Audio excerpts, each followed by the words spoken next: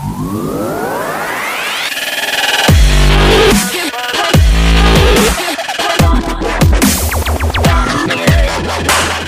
going on YouTube? It's Chimera. Back with another video. As you can see, today we're back on the mat as we'll be showcasing our version of the Chimera branded deck profile for you guys. Huge shout out to everybody who voted.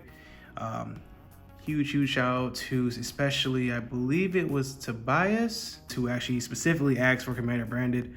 They did that to troll me because they know I hate this damn deck. But without further ado, we'll get right into it.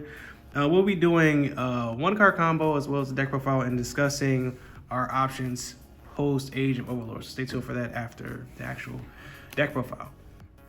So starting off with our Chimera engine or Chimera package here, we're playing triple Cornfield Coat.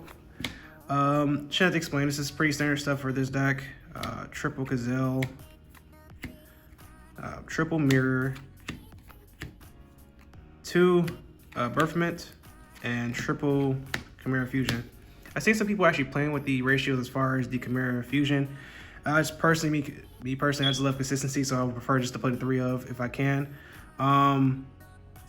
Initially, I thought this was like the weakest deck ever, but it's really consistent and really nice what it does. Literally just one card gets you into at least a snipe out of your opponent's hand, a negation, as well as huge follow-up as well. So it's pretty dope for what it is.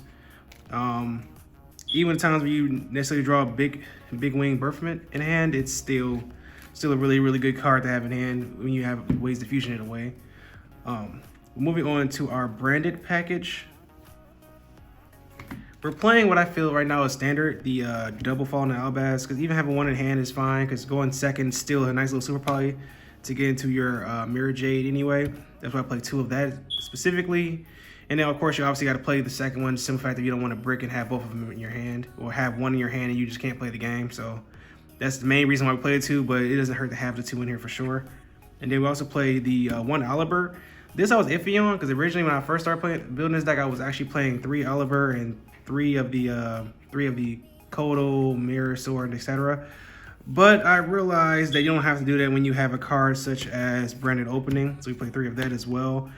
Because I realized it conflicts really fast if you play 3 Illuber and 3 of the Mirror, Sword, etc.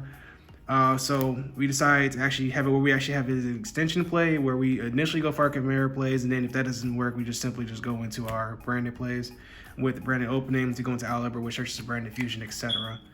And then obviously we have to play the triple branded fusion because I'm like, it's a branded deck. Why would you not? It's like literally one of the best fusion cards in the game. So I mean, I don't know why would you not play 3 of it when you can. And that is it for all the gas in the deck. Huge shout out to our boy Hexsteel Fusion, because I would play this card if I had Dragoon. If I had Dragoon, I would play this card in a heartbeat, and it would be in the deck, but since I don't have one, that's why it's not there. And moving into our defenders, it's a lot, just keep that in mind.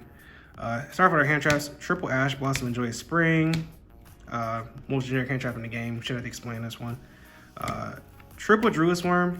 This one I'm also trying for this format in particular, especially after Age of Overlord. Simple fact of Tear is about to get crazy. It's still pretty solid against Unchained. There are so many decks this actually hinders. And the fact of the matter is, it's not just literally just a DD Crow on top of that. When it's on the board, you link it away, get rid of it, etc. It literally gets rid of a special monster on your opponent's side of the field as well. So it's basically 2 disruptions for the price of 1 card.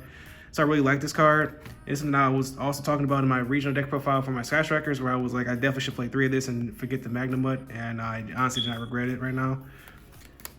Then we're also playing triple DD Crow. This is like a stronger version of the Bestial, so the fact that it hits everything, not just lights and darks, including spells and traps as well. So this is really good, this format. Surprisingly, I've had times where I try to take it out or knock it down to 2, and it's such a good card, I have to play it at 3. Especially in testing, it came up so often. So I feel like right now, like that, Ash, and Infinite Permanence are probably the most generic characters to play this format if you're gonna pick 9, honestly. I want to fit Nibiru in here, but Nibiru it doesn't feel as good this format. Yes, there are a lot of decks that get to that 5th summon and you can try to get them, but most decks can play around it now, or they have that negation by the 5th summon, especially if they respect Nibiru. So it's like, I'd rather just play cards I know for a fact that are gonna still have an impact despite whether my opponent might play around them or not. So, yep. So it's 12 hand traps. And then for the rest of the deck, we have our defenders or board breakers, triple super poly. I was iffy about this coming into the format, but now it's a really, really good card, especially with Tier being the deck that it is now. And then we also have those spicy extra deck monsters that actually helps handle our Medium matchup as well. So this card is really good right now. 2 Book of Eclipse and 1 Book of Moon. I would play 3 Book of Eclipse if I had them, but the person I'm borrowing this deck from, I'm not going to say any names, only has the 2. So, yeah, we're going to just do the 2 Eclipse and the 1 Moon for right now. Still does what it has to do. And plus, I would obviously prefer the Eclipse over the Moon because it covers more monsters. Book of Moon is just more for one. In this format, I need to have cards that actually legitimately break a board, not just get rid of 1 monster. Because I'd rather just get as much value as I can out for 1 card. And then our last, I think there's 3 cards in the deck. Yeah. 2 Triple Tax Talents and 1 Call by the Grave. Gotta play the Call by the Grave, especially for D-Shifter, this format. Ash Blossom, too. This card is like one of the best cards in the game right now, so you can't even argue with this and Thrust. I would not play Thrust in this deck, though, because it's not as strong as you would think it would be in this deck. Like, you're really probably going to be setting fusion cards, or maybe it'd be better when you go into your second game where you're siding in, you know, trap cards, etc. But it's not really good in my opinion in this deck. So that's it for the main. If I'm not mistaken, I believe we're playing over 40. I think it might be 42. No, 44. 44. Now that I got it. Yep, it's 44 cards because it's 23 of the engine and 21 of the defenders. Now moving on into our extra deck. This is pretty standard stuff for the most part. Double Chimera the King Phantom Beast. Not much about this card. It's a pretty solid card for what it is. It's, first of all, a hand snipe. That's pretty good. I'm a little iffy about it now, after especially seeing YCS Dormant, when one of the Chimera branded players literally used the Chimera, sniped the card out of the opponent's hand, and it was a Kellback. That makes me a little iffy on it, but it's still a good card despite that. Then we play the 1 Chimera, the Illusion Beast, basically for OTKs. You got to get your OTKs in when you can, especially in this format where everybody's just making big boards, big combos, stuff like that. And you try to prevent the grind game, but sometimes it just gets there, so you have to play cards to circumvent that. And then we're playing the standard Magnum, the Reliever. And moving on to the Chimera, the branded side of the extra deck.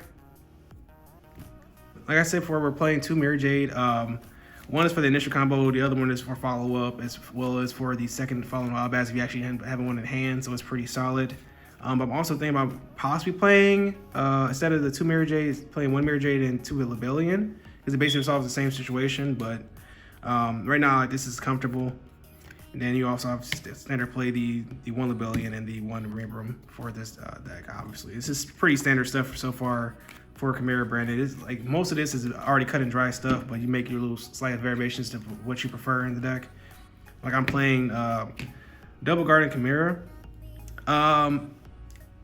Honestly, as a person who doesn't really play mini fusion decks, I hated this card because of what it does. The ability to like pop 2, draw 1, or pop 1, draw 2. It's insane. And then now he actually has his own little home in his own deck with Chimeras. Glad to see it. So gotta play 2 of. Also, I'm thinking about considering the Edgem Chain package, which would make the card even more insane. So we're playing the 2. And then the last 4 cards in the extra deck are our Super Poly targets with the Dragon Knight, Draco Quest, the Garua, Mud Dragon, and the Dragostapelia. This is pretty solid against most decks where you have a fusion on board and you lose to get rid of a dark. It's pretty easy. Same with Mud Dragon and Garua. You just want to have these to cover our bases for any Super Poly. And this one is what I was talking about, where I was talking about the Medium matchup, where you let them get into, I believe it's the Bistio and the Baron. I think Baron's a warrior. Correct me if I'm mistaken, but I believe Baron's a warrior. So you will literally go Super Poly, get rid of the Bistio as well as the Baron, and boom, that's already most of their big disruptions handled. So that's why we're playing that. Though honestly, I still would prefer to play a Dragoon. So if I had a Dragoon, I would probably take out one of the Guardian Chimeras. But I would leave the Super Poly targets alongside. I actually want to have my Super Polys be as good as possible. And then finally moving to the side deck here. Triple Drone Lockbird. Did not want to go over 44 on the main. and I want the deck to be consistent as possible, so I side these, but these are really good in this format as well. It also helps cover our bases when we have to deal with Drolling Lockbird, which I'll get into in a minute. But that's only monsters in the side deck. And we're playing Triple Cosmic and the 1 Harpy's Feather Duster. You just gotta handle back row decks as best we can here. You have to play some kind of form of back row destruction in your side deck. Honestly, though, Cosmic is probably the best ones to go with right now, especially with the Unchained matchup being as prominent as it is. You try to destroy as few cards as possible in that matchup.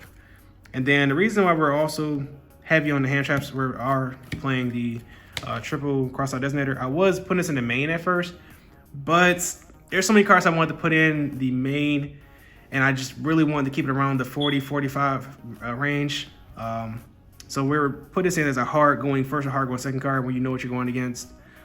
Especially if you're going first, you want your combo to resolve as best possible. You side these in immediately. Probably take out a couple hand traps just to focus on that.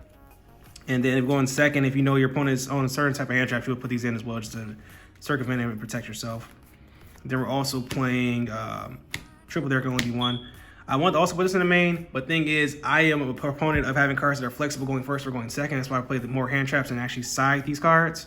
But honestly, I would still probably side this thing going first or going second. It doesn't really matter, especially against the matchup. Thing is, it sucks against Tier, and I feel like Tier is one of the bigger matchups that's going to be coming up this upcoming format. That's why I'm siding it instead, just to try out other things. Then the last 2 cards are just 2 D-Barrier. One is more so just to have there for cross out. The other one is obviously just to stun other decks. So that's it for the main side and the extra. I'm gonna show you guys a combo real quick, and then we'll talk about post Age of Overlord. All right, guys, so we're back with a quick combo.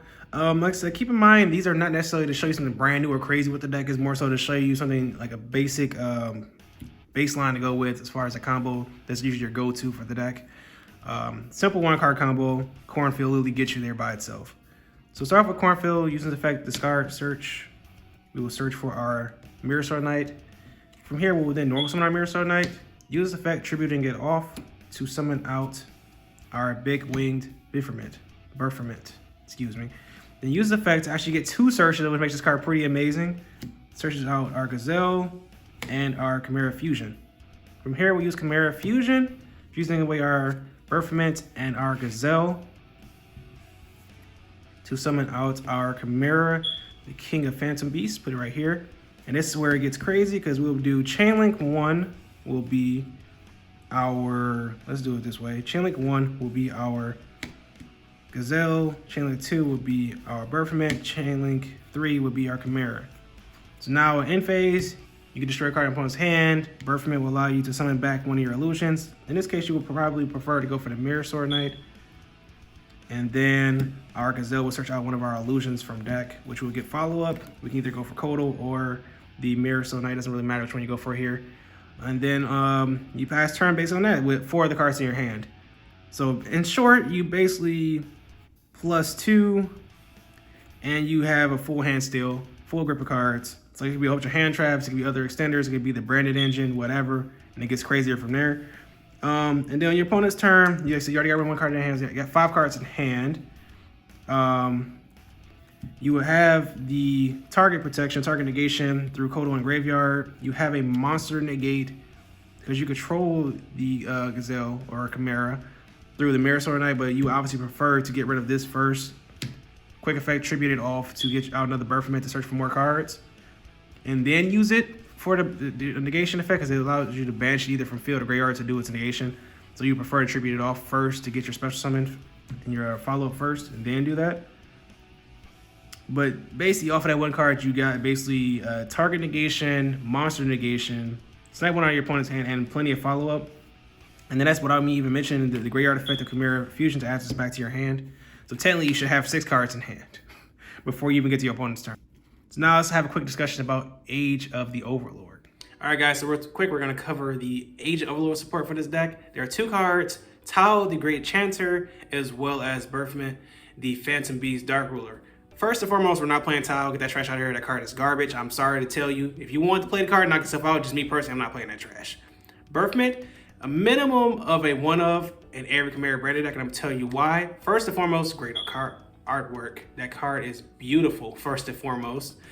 Secondly, the fusion flexibility with this card, because now you're able to actually fuse away your illusions as well as your standard Phantom Beast, your Fiends, etc. When initially if you were trying to fuse with the illusions, you were stuck just summoning out the Illusion Beast, which was mainly for OTKs, so it was not viable outside of that. This changes that for you. Actually make it where hands are less bricky or less clunky, where you're having multiple illusions in your hand. First effect allows you to fusion burial any Fiend, Beast, or illusion from your deck, which is already crazy right there. I'll get back to that in a minute. And then our second effect, if this card in the graveyard allows us to, on an opponent's turn, banish this card from the graveyard to summon out one of your banished Fiend, illusion, or Beast monsters back to your board. So usually this will probably be your Kodo or your Mirror Sword Knight, because you obviously get the negation off of them by banishing from your either field or graveyard, which allows for more recursion, which this deck already had plenty of. Now it makes the grind game even crazier with this deck. But going back to that first effect, that's where it gets insane. Here's a little card you can Foolish Burial off of this card. The End of Anubis. DD Orthros, the freaking Dark Barrier statue.